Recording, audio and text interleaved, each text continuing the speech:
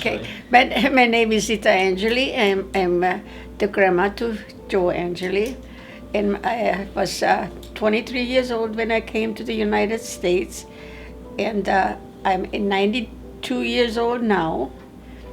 And but my experience with Hungary was that the worst part, they threw us out when the Russians came because we were Germans and they wanted us to go to Germany to starve us to death. And they almost succeeded because we had no food.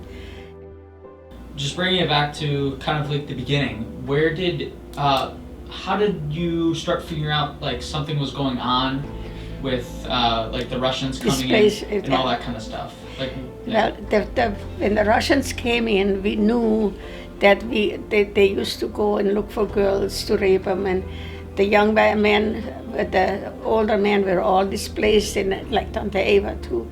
They displaced to Russia to work in a gold mine. So my brother was a year and a half younger. They had to stand at night outside to wait that the Russians came, and if we were up in the attic sleeping up there because we were so afraid that the Russians are going to get us. And they did one of them out from our hometown, and it was very scary time. We didn't know if we're going to go to Russia or to Germany by then because they knew Germany was filled. And so the men made a hole in the boxcar. This was the saddest part. And if we go across the Danube, we were going to jump in the Danube and kill ourselves because nobody wanted to go to Russia anymore. And so we didn't go across the Danube. We went straight ahead, and the first thing we stopped was then in Vienna. And they had, I remember, potato soup on a kettle. And that's the first warm meal we had in 3 weeks. Because when the Russian military didn't come to our town because it was small, we had no train going through, so we didn't. But they used to come in at night and look for girls. But then my brother used to go ice skating. We had a little pond, like not a pond, like a little river. And it was frozen, and he went ice skating on it, and then he came back, was scared to death, and he said, "There is a guy frozen into the pond." That was a Russian. He must have been chased by some people that were watching that they don't get the girls. And he probably didn't see that there was water, and he froze to death. So his shoes stood out.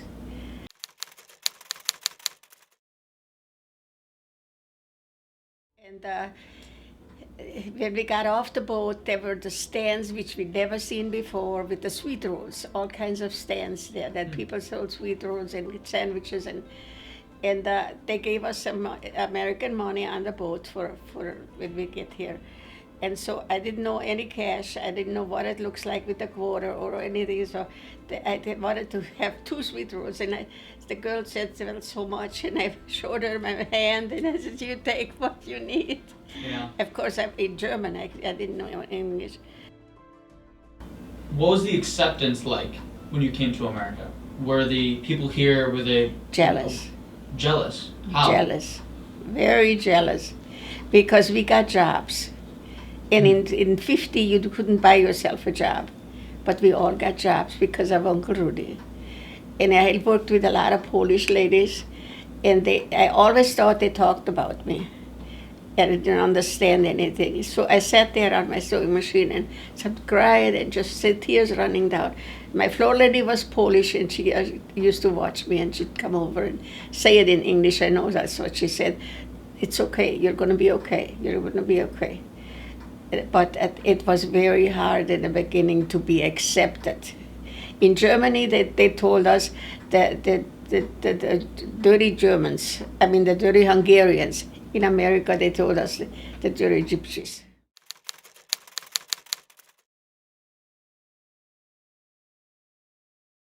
My name is Brian Kostelik. I am a special agent with the Wisconsin Department of Justice Division of Criminal Investigations. I am the task force commander of the Native American Drug and Gang Initiative.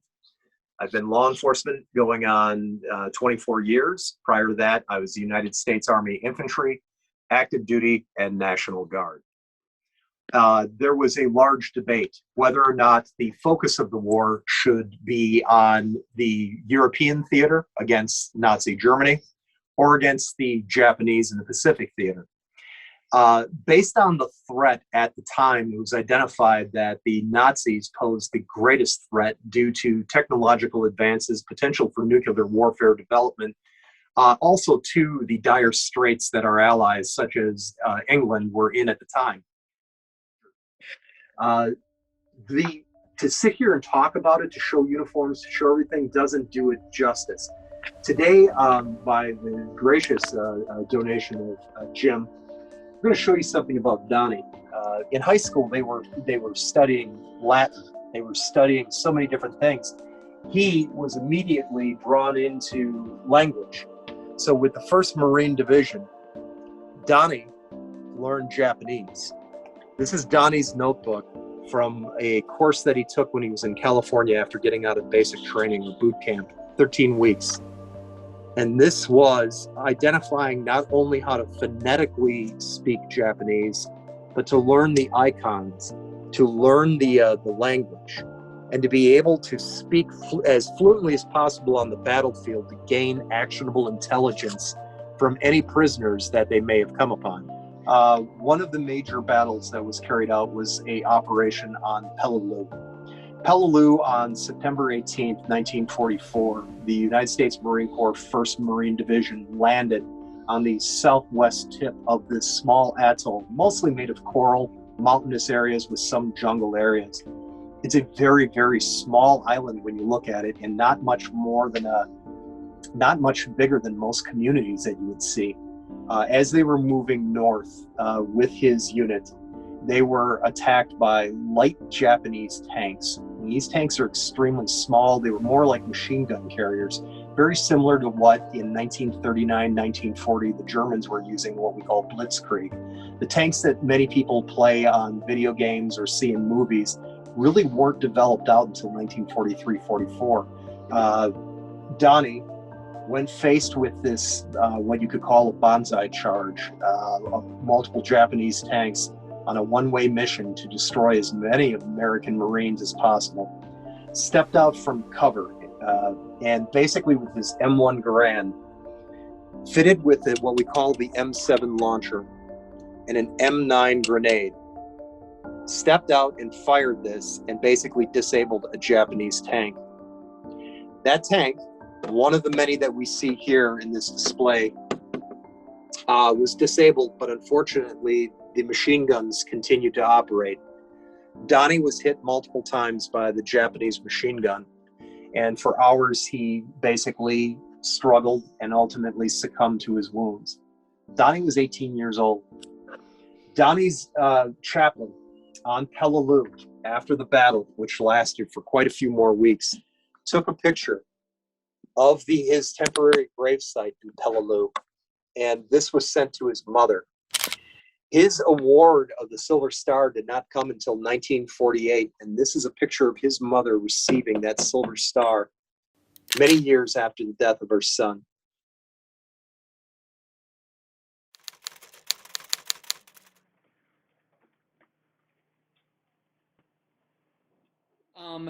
I guess like when I was there, you kind of also talked about the almost the evolution of weaponry in Europe on either side. I guess if you'd like to touch on that, talk about all the different weaponry. The MG-34.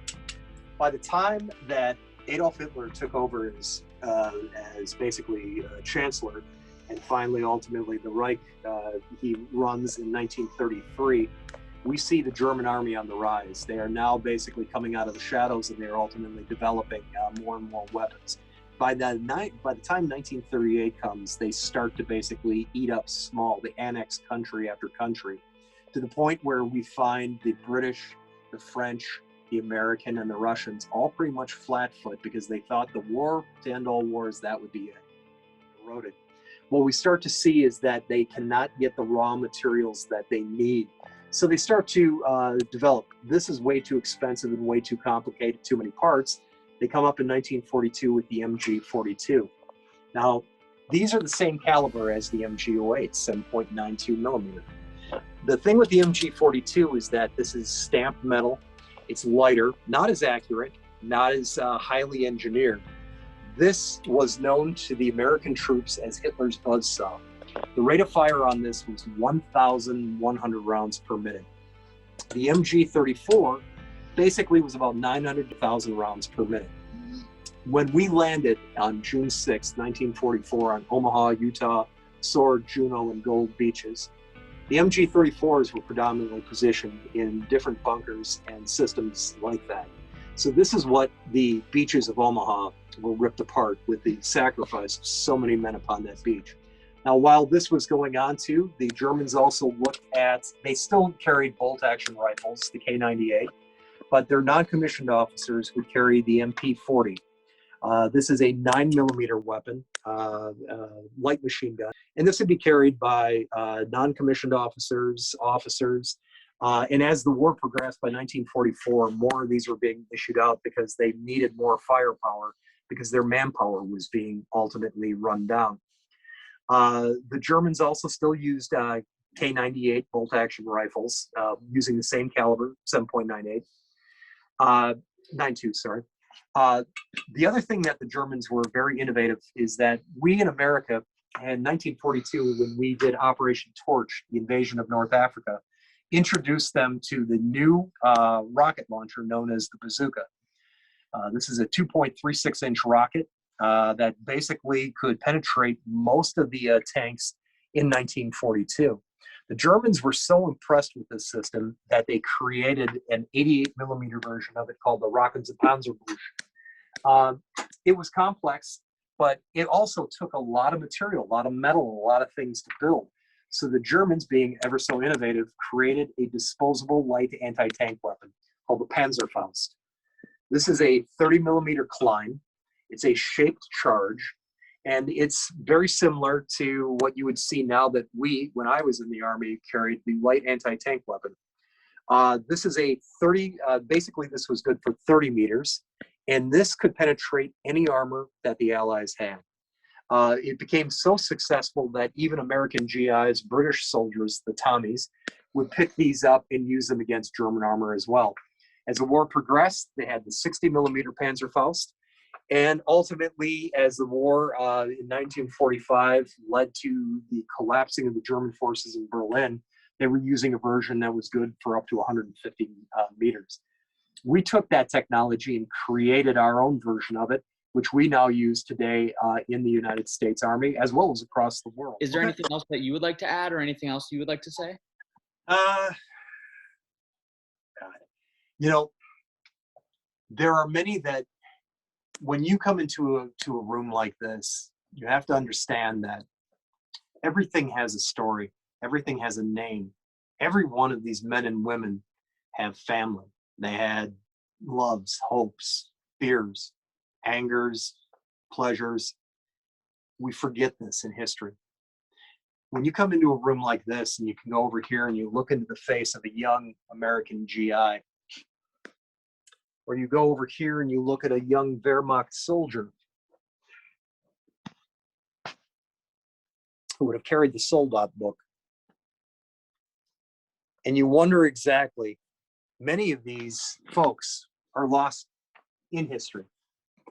The American Army lost a lot of records in the 1970s during a fire in St. Louis. So a lot of histories of World War I veterans and World War II veterans are lost forever.